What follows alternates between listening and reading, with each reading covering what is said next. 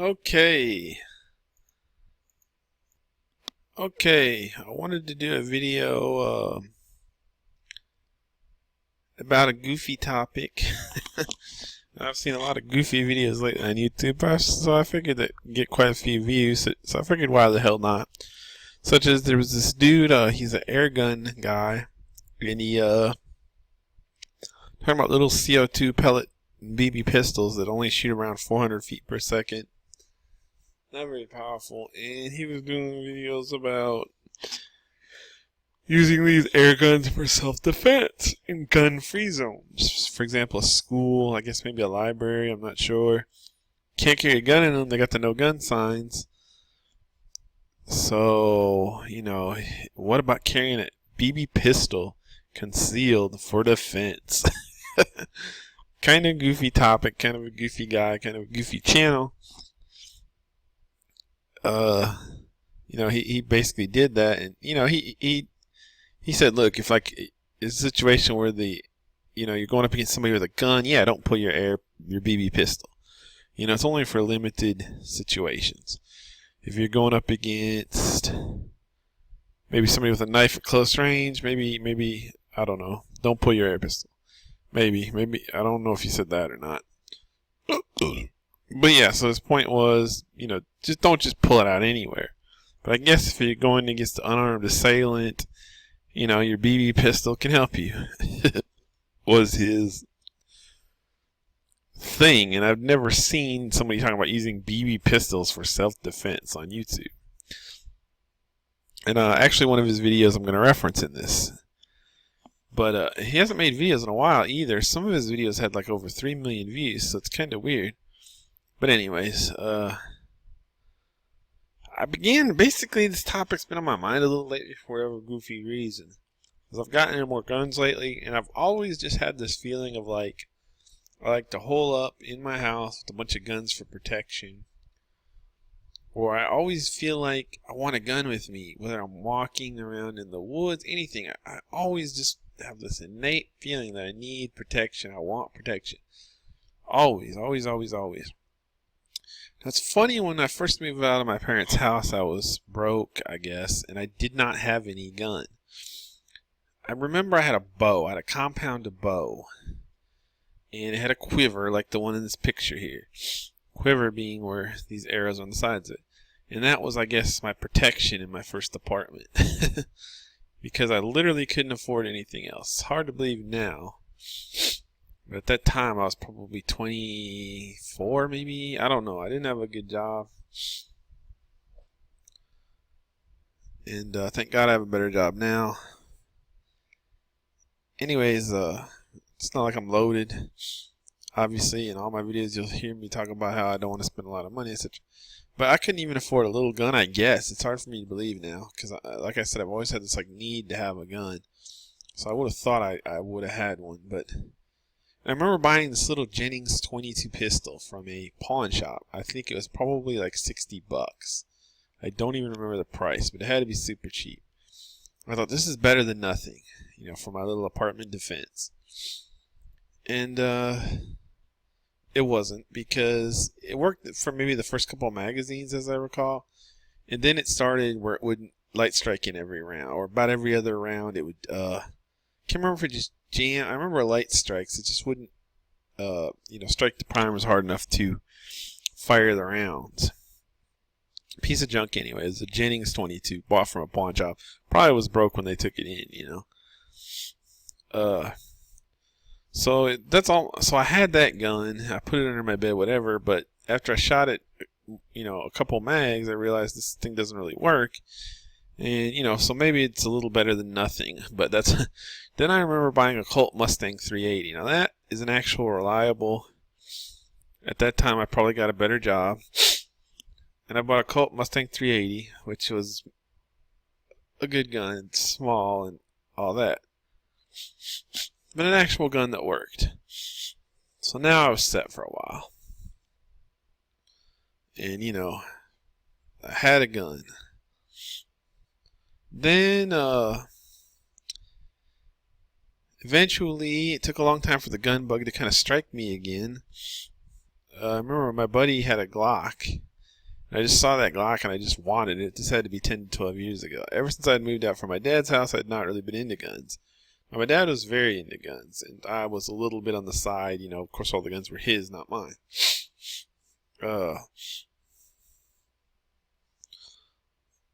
But, once I got out on my own, I didn't even think about guns for a long time, really, except for the self-defense aspect. And I saw my buddy with a Glock maybe years after I moved out, and I was struck like, man, that looks cool. I gotta have one. I gotta have a Glock. So I had enough money at that time. I bought a Glock before too long. It was a Glock 19 to be exact. Have that gun to this day. Great gun, Foundation gun, if you ask me. One of the most basic guns that everybody needs to own is a Glock 19. Anyways, I shouldn't get too long-winded on this. Now, I had only that Glock for a while. And that Glock's great because, to me, it's the ultimate home defense gun. Because you can take it anywhere. If you're sitting on your couch watching TV, it's easy to sit next to you in a way that, say, a 12-gauge shotgun isn't, no matter what you say. Yeah, you can set a 12-gauge shotgun next to you, but it's not the same. It's not the ease of just grabbing it and setting it on the coffee table, setting it wherever you want. If maybe you heard a noise in the other part of the house or anything like that. Or the other big thing is with the Glock, you put it under your bed, and you're laying in the bed, you can just grab it, which you can't from under the bed, cocked and locked. Which you can't do with a shotgun, because where are you going to put a shotgun? Yeah, you can put it right next to the bed, but, it's not, if somebody busts in the door and you've got 2 seconds, you can grab a Glock a hell of a lot quicker off a coffee table or wherever than you can, right next to the bed within reaching distance, than you can a shotgun. Because a shotgun you can't really use from the bed, I mean, you can, but you know what I mean. It's unwieldy. Anyways, that's not the point of this video. And I'm trying to stop going off on tangents on these videos. The point is, I've always had right now I've got like 5 guns. So I've got my house like thoroughly protected. I got an AR-15. I got a Glock. I got a Car CM9. I got a Ruger LCP. I got guns out the butt. Well, only 5, but I got a North American Arms Mini 22 Mag. I even sold my Smith & Wesson M&P P1522 just because I felt like I didn't need it. But so I got guns out the butt right now, and a high-powered AR ready to go, red dot on it, all that stuff. So I'm heavily protected from anything that goes bump in the night, But I was thinking, what if somehow I was a felon, like white collar type? It doesn't matter how. I don't know how that could happen, but it probably, you could get into some sort of random fight on the sidewalk, be charged, maybe you knocked the guy out or seriously hurt him, and since he was seriously hurt and you weren't, even though you didn't instigate the fight or whatever the case may be, maybe he had some friends with him that lied about the situation and what started the fight. Whatever the case may be, you could be convicted of a felony, whether you really deserved it or not, or even if you did deserve it. Whatever the case, if you're convicted of a felony, they take away your right to own guns on the federal level. So I was thinking about that and how much I would hate that, because I've been getting into guns as a hobby lately pretty strongly, so it would take that out of the picture. But also just for defending myself, what would I do with my home? And I live by myself, and it's spooky at night. I live in a house, and it's a suburb, but it's not, a highly populated city, so to speak. It's kind of not a suburb, a subdivision. It's kind of a suburb. The town I live in is like around 10,000 people. And it's kind of a suburb, really, of a town of about 90,000 people nearby. And then the nearest major metroplex is Dallas-Fort Worth, which is about 100 miles away. So, yeah, it's, just the point of it is that it's a little spooky, I'm in a house by myself, and I'm in the back room at night, and I lock the door, actually. Because I figure it doesn't matter if somebody busts in. It matters if they can get in the back room where I am. What I wouldn't want is to be asleep and somebody sneak up on you or whatever. Well, there's no chance of that with me because I lock my door. Not only do I lock it, which, granted, it's easy to beat a lock, just a little doorknob lock, because just kick it in. But they're not likely to know it's locked. You know what I mean?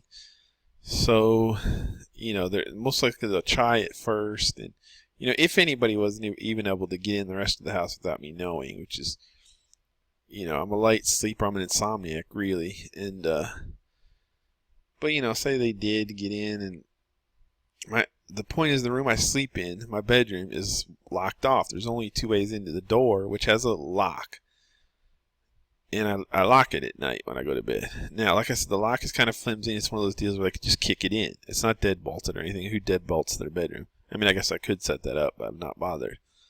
But I also have this thing that they sell at Walmart. I forget the name, but it's basically like a bar. It's kind of like the club for cars, but it's for doors. And it just, if you see one, I should have a picture of it up, but I don't. But it's just like a steel bar, basically, that extends and retracts a little bit to fit your particular needs.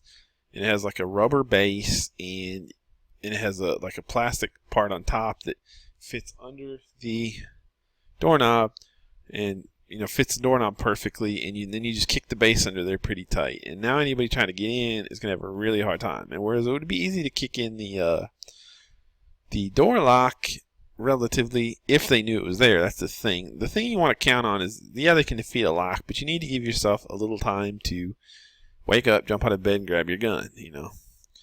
And even the flimsy lock would probably do that. But on top of that, I've got this like club, I don't know what the name of it is, this door bar. And you know, like I said, you can go buy them at Walmart. They're like under $20. I think it was like $17 or something. They're great because another thing that's really nice about them is they make any door lock. And there's a lot of situations you may be in where the particular door you're in doesn't have a lock. We'll just put this under it, you know. Like, let's say I move to a new apartment tomorrow. My bedroom door doesn't have a lock on it. I just can use this bar, and I don't have to, replace anything, or probably technically break my lease by putting a lock on my door in any way, you know.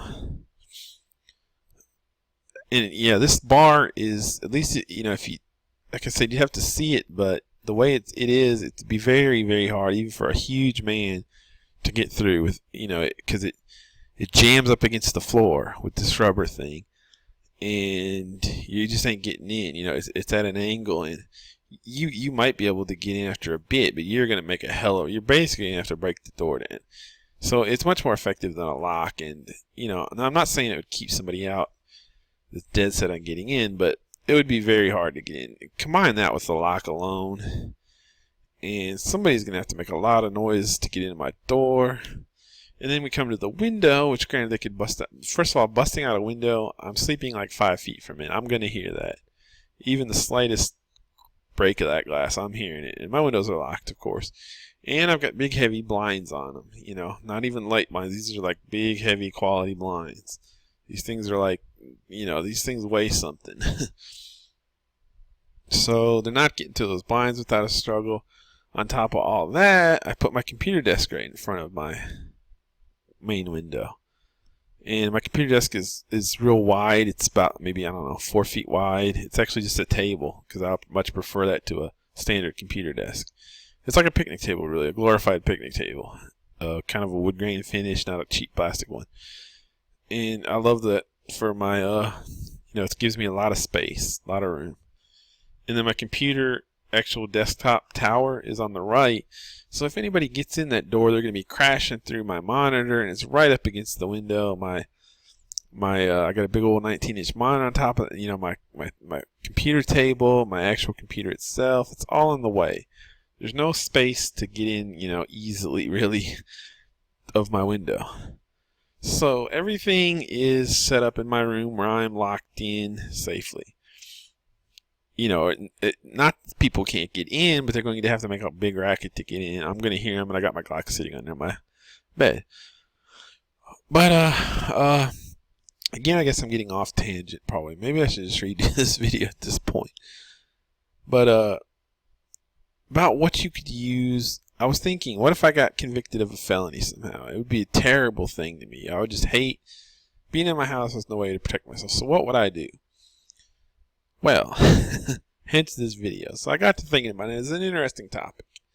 For starters, I would go with a compound bow, just like the one the guy has in this picture, with a quiver, so you got extra arrows. This would be the best thing right here because I used to have a compound bow.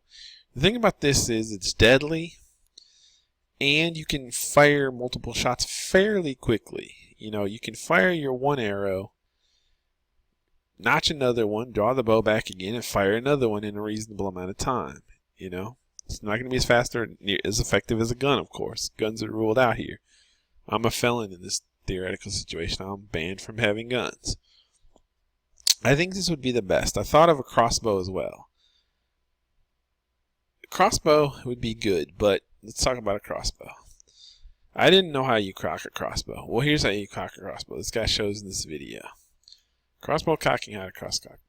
You basically cock a crossbow. That's a cross a cockbow. You basically use this little metal thing to stand on. That's what it's for. I always wondered if that's some kind of cocking lever or what. You put this string on it and you pull it, and it's apparently very hard. It's half the cocking force. So if the cocking force of the bow is 150 pounds, that's a common cocking force, then the cocking force of you pulling that string will be 75 pounds. So it'd be like lifting a 75-pound sack. Now, he said it actually doesn't feel that bad, you know. Oh, he's demonstrating another way to cock them, which is by this system here. But if you have back trouble or something like that, this thing costs like $200, and you can see how slow it is. But I guess it's an option. The first way is this way. You use a pulley thing, and you just manually pull it. So that's pretty difficult and slow. So you're basically, a crossbow would be nice, sure. And I think if I was really needing to defend myself without any firearms, I'd have the crossbow too, just because of the raw power of the thing.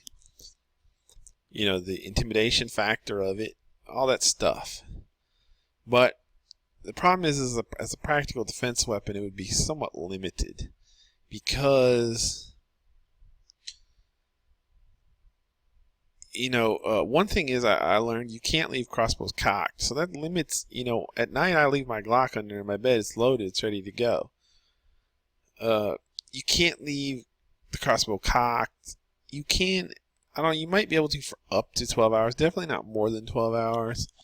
But I just would have my, you know, I bet doing that night after night would probably not be good for it. Because what it does is it kind of can break and wear out these these bow wings. I don't know what they call it, the actual term is. Because they're under immense pressure when it's cocked. So you probably wouldn't be able to just leave it cocked where you can just jump out of bed, grab it, and shoot it. You know, even for like an 8-hour, 9-hour night, probably wouldn't be a good idea. Especially like I'm saying, night after night after night.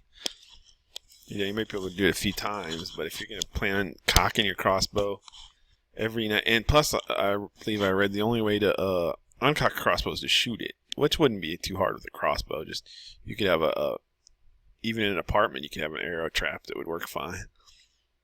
Definitely, if you have any kind of yard, you could. But yeah. So the crossbow would be awesome for intimidation factor, and they're very powerful. You can kill deer with them. They're not as powerful as a gun, but they'll definitely kill a man. You know. But they're one shot, and I mean, extremely slow reloading, you know. You get your one shot and it's going to take you 3 minutes to, you know, maybe not exactly, but to cock it. That's why I think this compound bow would be a better all-around defense system, because you shoot your arrow, you notch another arrow and draw it back and shoot it again. And it'll kill a man easily too, trust me. But I think, you know, let's say in this situation you're going to pull out all the stops because you're trying to defend yourself. You know, and if money's not too much of an object, I'd have both. Looking, you can find a decent crossbow for I think around 200. I think there's a Barnett, you know, decent powerful crossbow. No more than 300, but probably 200.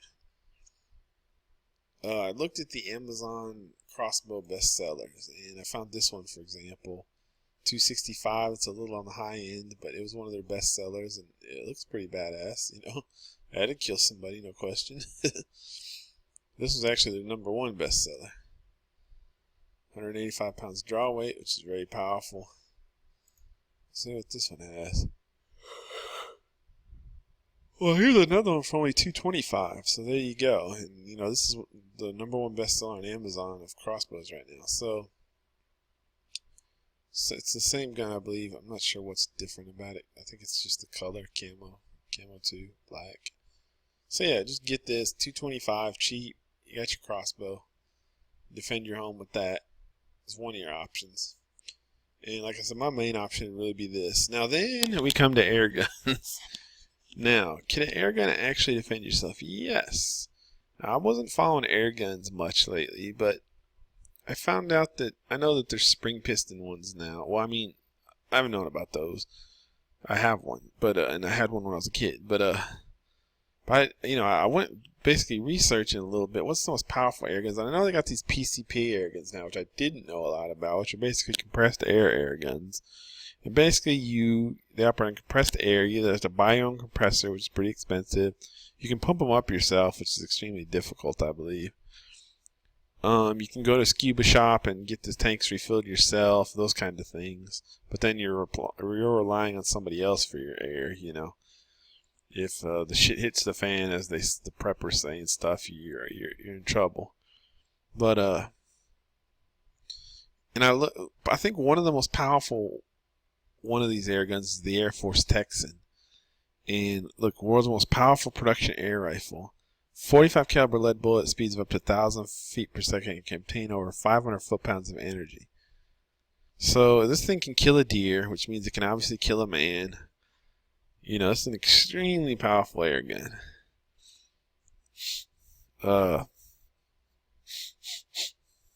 The one thing I do have a little issue, I don't think you can really leave these loaded again.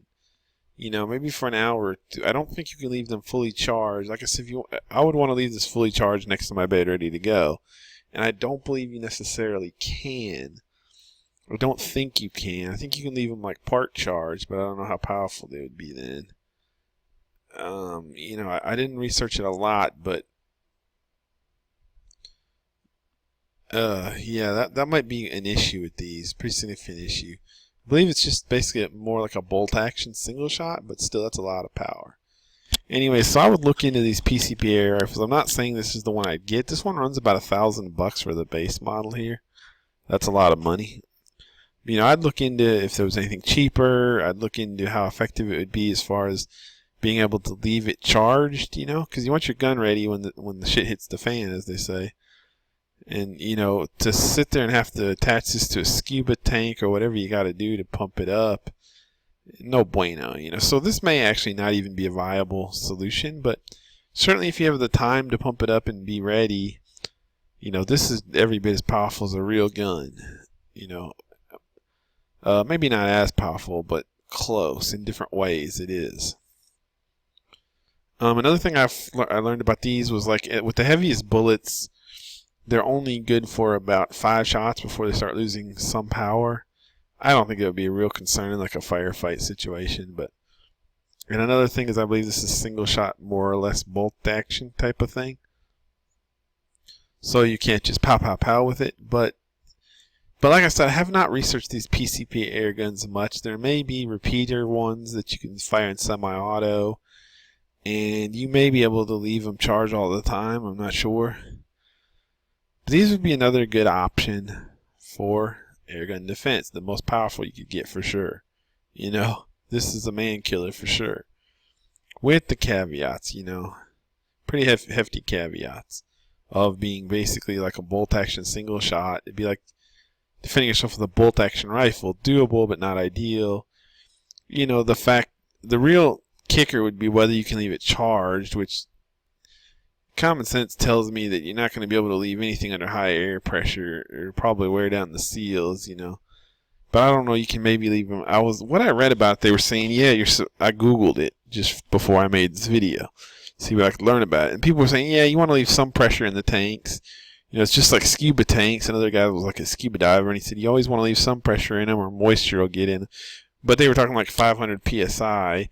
Whereas when you shoot this thing, you want it to be 2,500 PSI, I believe. So I'm not really sure on that, but I doubt you can leave it fully charged, which would severely limit its ability in a shit hits the fan middle of the night situation. But if you got time and you know when they're coming or whatever, you know, it would definitely be a viable and most powerful, most gun-like option. Oh, I did want to get into whether it's legal for a felon to own an airgun. Now that itself is an issue. And what I Googled this on the web, and I didn't Google too much, but the one blog that I found that had an opinion on it was basically like it kind of depends on the state, because each state kind of has a different definition of what a firearm is. Like in South Dakota, I think it was, definition of firearm was something like a weapon that fires a projectile by means of an explosion, or something like that. But the Texas, where I live, definition was something like a projectile, a device that fires a projectile by means of the force of an explosion. And that little difference in wording, explosion versus force of an explosion, this blog thought means in South Dakota, yeah, a felon can own an air gun. In Texas, no, they can't. Because if you think about an air gun, it's like a sudden release of air. So it's the force of an explosion. So their opinion was, Texas no, South Dakota yes. Personally, they said in the federal definition of firearm, they think allows you to own air guns as a felon. It's the one about it's similar to the fires a projectile via an explosion or something like that, or fires a device that fires a projectile with explosive. I forget how it's worded, but the one that they thought was legal. But the blog was kind of like, look, talk to your lawyer of whatever state you're in. So I don't know if these would be legal. Part of me would say that, or even owning an air gun would be legal as a felon. Part of me would say, like, I would take that chance because the odds are that, what are the odds? Let's say you have to use an air gun in a self-defense situation. Is the jury really going to convict you? And plus, like I said, it seems like a very gray area. It seems to me like you could rightfully claim, a lack of knowledge. Or because I don't know, you could say like, look, I thought air guns were, it's not a firearm, blah, blah, blah. How that would turn out, I don't know. Maybe if you didn't want to risk it, then air guns would be just off the table. You just have to go with bows only and other things. Here's another option I looked at was some of these regular break barrel air rifles, not the PCP ones now, are extremely powerful. Like this one, the Hatsan 125 Sniper Vortex. You can see I've frozen this guy's video where he did some chronographing of it.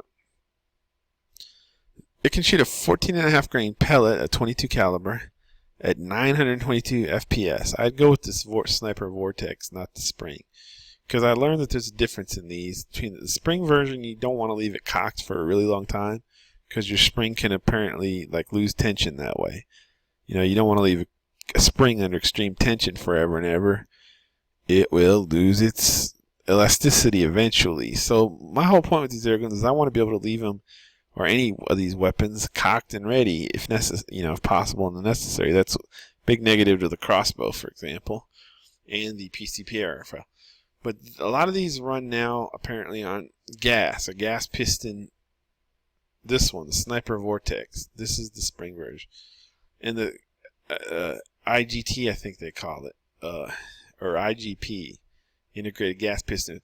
The point is they're running on a slightly different mechanism that doesn't utilize a spring, and they have certain advantages, which this video was trying to show that supposedly in extreme cold they hold their velocity, whereas the Springs version doesn't. Now he showed that he didn't, because at 10 degrees the Spring's still at a higher velocity. So judging by him, the supposed benefit of the gas piston version, that it still works in extreme cold, was no benefit at all. Unless extreme cold refers to below 10 degrees, I don't know. But I didn't really freeze this video here for that. I just wanted to get some basic ballistics. You can see this is roughly a 15 grain 22 cal bullet. This is a 22 cal version, by the way. Pulling 922 FPS out of this gun. That's a deadly bullet. I mean, they say that, with these air guns, they'll say like this one can take up to, squirrels, rabbit. When they start talking about these power air guns, they start saying these suckers can take coyotes. You're starting to get into like small game territory. So would these be like your best choice? No, but these can really hurt somebody, and I think they'd be a good addition to your arsenal if your home defense arsenal, if you couldn't own a firearm. You know, leaving aside the whole debate about whether a felon can own an air gun, another thing to think about in that regards is air guns are sold freely over the counter, and you can just go to Walmart and buy one. You know, there's no registration, no background check. So, you know, from that perspective, if you're a felon, it's not like the state would flag you and you wouldn't be able to buy it or something. You would be able to, you know, whether it's legal or not, it's another question. But this type of power, I have a little 22 Magnum North American Mini, and using really hot loads, it can get about, with a 45 grain bullet, about 930 FPS. But that's like the hottest. I mean, there's a lot of cases where, you know, hot loads only get maybe 40 grain, 830 feet per second, you know, and, you know, things like that. I don't have a chronograph, so I haven't chronographed it a lot. I chronographed it once with my dad, and these Hornady Extreme Defense or somethings that I had were 45 grains pushing 930 FPS out of the little thing, little 1 5/8 inch barrel, 22 mag revolver. But those were the extremes, you know. Nothing else was getting close to that, you know. That was like the most powerful round I had for it. And a normal 22 mag round is going to be significantly less than that. Like I said, I remember I had another one which was also kind of a self-defense round, hyped up self-defense round. And it was only doing 830 or something like that. And also 5 grains less bullet weight, you know. I think it was a Winchester Super X or something. And then if you were to just use standard 22 mag ammo, standard target ammo, you know, whatever you want to call it, it would do even significantly, you know, you'd probably be getting a 30 grain bullet at, you know, 900 FPS or something. So you can see that in some respects this thing is starting to push the power.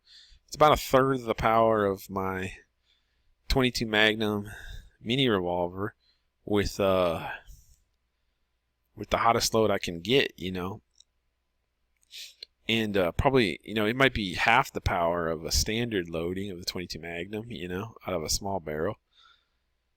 And another way to, I had another blog bookmarked, and he's showing some of these are 22 shorts, and I believe these ones right here, short target.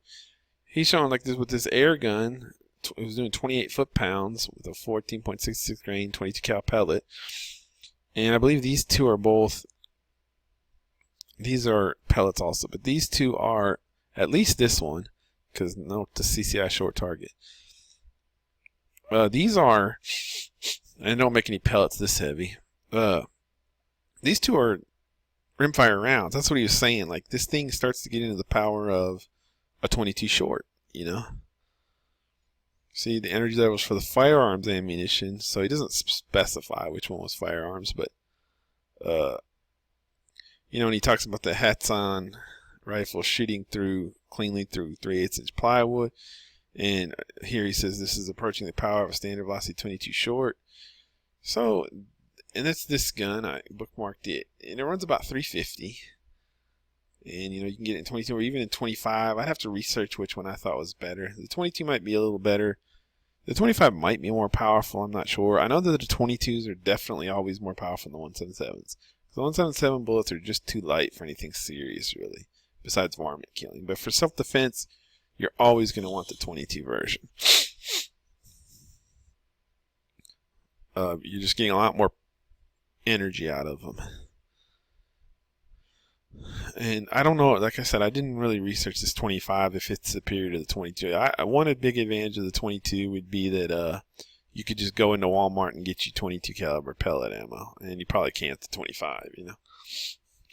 I might be inclined to go with the 22, but I'd look into which one has the better ballistics. If you can see the specifications, this one says that it's getting 1,000 FPS, but they mention that it's here's a vortex gas piston, no spring fatigue, even if you leave it cocked for hours. Functions perfectly in cold weather, lasts longer than a metal spring. So yeah, but they mentioned in another place that this 1,000 feet per second is, of course, with these alloy pellets that nobody really shoots. They're garbage. So realistically, it's probably going to be more like this guy's levels of velocity, you know, and this guy's. So, but this is definitely deadly. You know, you're talking 22 short levels of power almost. And is it ideal? Is it, you know, hell no. But if you can't have a gun, you know, this would hurt somebody bad. I want to, especially if you place your bullet correctly, it'd kill somebody probably. I know there's another video where the guy took I think a much less powerful air gun. He shot a coconut and he put ballistic gel in the coconut. You know, coconut's a hard ass thing. The idea was the coconut would kind of symbolize the skull and the ballistic gel a brain. And I don't remember what even air gun he was shooting. One significantly less powerful than this. And, you know, it easily penetrated the coconut and, you know, went pretty much almost entirely through the ballistics gel. So if that was your skull and your brain in there, it would have killed you, you know. So yeah, you know, none of these would be ideal. You know, people sit there and think 9mm is not strong enough. And 9mm, oh geez, I don't know, 50 times, you know, 10 times more powerful than this. But if you don't have anything else, I think this would be a good thing to add to your arsenal, something super powerful like this. And with the gas piston, the vortex thing, you could leave it cocked. And remember, that was one of my key things, that some of these options don't have the ability to leave them cocked. So you could leave this cocked and loaded next to your bed ready to shoot. Granted, you're basically getting one shot because it's a break barrel. But you get one pretty deadly shot. And, you know, you combine all these. You have your compound bow, your, you know, your air rifle, maybe your PCP air rifle here. You know, you may get one shot out of your crossbow. Maybe if you're expecting trouble, you have it cocked and ready to go. You're not supposed to leave it cocked for too long normally. But like I said, if you're expecting somebody, or expecting problems, you know, you could have this one ready to go, this one ready to go. Yeah, you get one shot out of this one shot out of, you know, one shot out of this one. Maybe you could switch off guns even, you know, but these all add up to be pretty powerful. And then one other thing, the Gamble Swarm Maxim. Now this is a new thing that Gamble came out with. That's basically, it has a little magazine here on top. It's basically a 10-shot repeating break barrel gun. So as fast as you can break the barrel and cock it, it shoots. And it works. You know, look at the 85 reviews. That's not perfect, but for the most part, people say it works. And it's kind of a hot new thing in the air rifle world, I guess. Because, you know, instead of having to manually place the pellet in the barrel every shot, you can cock it. As fast as you can cock it, you can shoot it up to 10 shots. It's got like a little cylinder in here that puts a pellet in every time you cock it. And this magazine is like, you can buy more of them, you know, you can easily replace it and all that. Now, like I said, it's not perfect apparently, but people, you know, it's widely considered a cool new innovation, you know, and I imagine others will be copying it. So I would get this one. You can get it in 22 and it's very powerful. In 22 it's supposedly max velocity 975. That's probably with the alloy pellets, but it's still probably going to do 750 with the heavy pellets, which is still packs a significant wallop, you know. Could kill somebody. Oh, here's a picture of the little magazine. It tells you how many rounds are left in it as you use it and all those things. So I would get this because this you know, can give you much faster follow-up shots than the other ones. You know, as fast as you can cock it, you can get another shot off. So I would add this to my arsenal too, and it's only quote unquote $180. You know, I'd definitely get it in 22 as discussed. But you know, like I said, the big advantage of this one as a self-defense gun would be some sort of follow-up shot capability. You know, not exactly like a semi-automatic or anything, but you could within a couple seconds get another shot ready, you know. Whereas with this, you couldn't. You know, it would be more difficult. You have to fumble around for a pellet, put it in the barrel, all that. This, all you gotta do is, where's it at? This one, all you gotta do is cock it. It puts the pellet in for you, you know. Go again.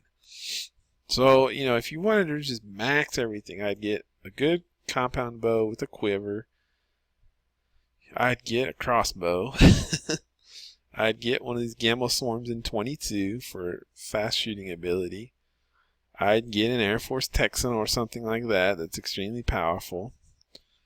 I'd get a Hatsan 125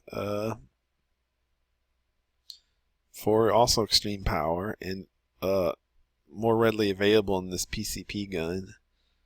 You know, because this thing, like I said, I believe you're gonna have to charge it every time before you use it, which in the heat of the moment you may not have time to do. Now, again, there's lots of situations where you may, like, let's say you hear a couple shots here in your apartment, you hear a couple shots outside your building. You know, you don't know what's going down, but you probably have a couple of minutes, or, you know, several minutes to hit the deck and charge this thing, you know. And same for if maybe some people fighting outside your apartment in the parking lot and things getting heated. You know, you could pump charge this sucker up in time and have time and have it ready to go. So, you know, it's all about options, you know. So yeah, this is what I would do. You know, most of these options are fairly cheap except for this one, which is $1,000. You may be, like I said, I don't know if there's other cheaper versions of the types of this same concept, you know. So that's what I'd do anyways. And yeah, if you were just to do one thing, I would definitely go with this. This is going to be your most bang for your buck for home defense. You know, it offers repeated shot capability, by far, you know, deadly, you know, where some of the pellet guns may not be necessarily deadly.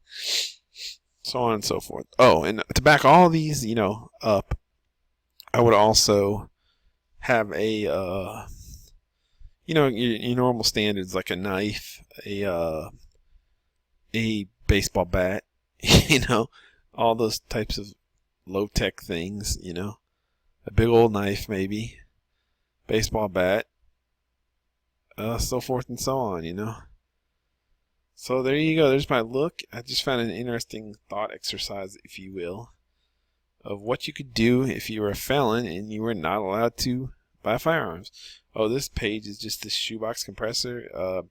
It's for these PCP air guns, and it costs $500, but it lets you, instead of having to go to a scuba shop, you know, I don't know a lot about these. I've just been reading up on it lately. You know, I'm doing research for this video mostly, actually. With this thing, basically, you have the air compressor in your own home rather than having to go to a scuba shop. You actually need like a second outside air compressor, like a normal air compressor that feeds into this thing, and then it compresses it more. So you're talking quite a bit of expense, because this thing alone is $500. So, you know, like I said, if money was no object, you could do that. Biggest bang for your buck would be right here, you know. But, oh, I also wanted to show about how powerful the BB and pellet guns are. This guy, he did a little test with, this is the guy who did the self-defense spam, and, oh, he shot it with his little 350 FPS BB gun. I don't know if it was a pellet or a BB. Right here. And this is spam, a tin can, you know.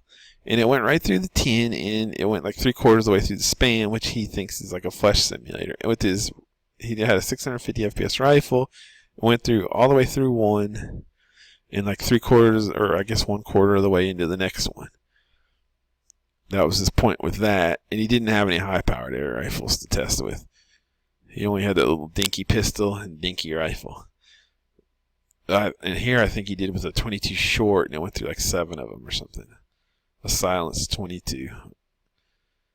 But the point is, like, even this incredibly dinky 350 FPS CO2, he first did it with the airsoft, but that's not what this next gun was. This is a actual, I don't know if it was a BB or a pellet pistol, but either way, I remember him saying it was 350 FPS. It's a dinky little CO2 gun.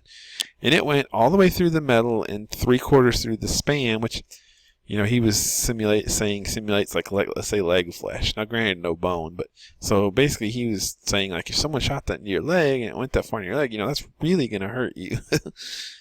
So, you know, I understand it's not at all, like, flesh is probably harder than the span, but then again, your skin is probably not as hard as this tin, you know. So yes, I just thought that was interesting. This here he is showing the metal, you know. First he did it with airsoft, and it didn't even penetrate. But you can see how tough that's metal, and the BB gun went right through it. That's with the airsoft gun, this thing. So if a 350 FPS BB pistol can go right through the metal of a can of Spam, and, you know, go 3/4 through the Spam, you know, one of these high-powered 22 air rifles could really do some damage to you. So don't sleep on the air guns. Yes, they're still probably not even as powerful as a 22 short, but you know, but if you have nothing else. So that's all. I just thought this would be an interesting video topic, one not covered a lot. I went way too long, but it is what it is.